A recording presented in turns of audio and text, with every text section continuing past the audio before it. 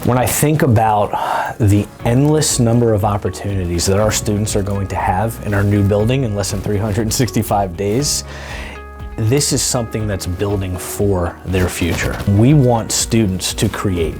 We want students to be able to use everything that we're teaching them now, whether it's in their English class, in their science class, to kind of enhance and extend their learning opportunities. And I think this program is going to lend itself very nicely to us moving into the new building.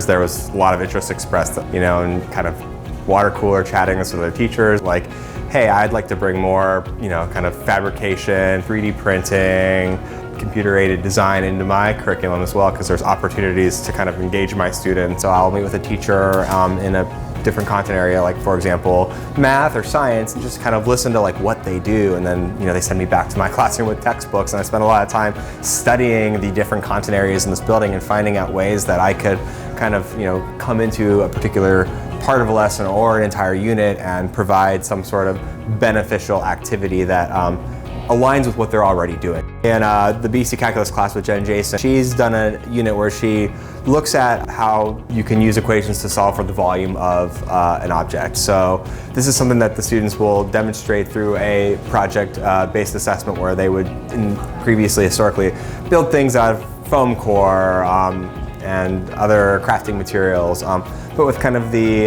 advancements of 3D printing and the accessibility to a lot of the stuff, we had conversations about how we could kind of get students introduced to how a solid modeling application like Fusion 360 and 3D printing could be another mode of doing that for students that want to explore that field in a little greater depth. Recognizing that the profile of a graduate requires students to have an exposure of CTE.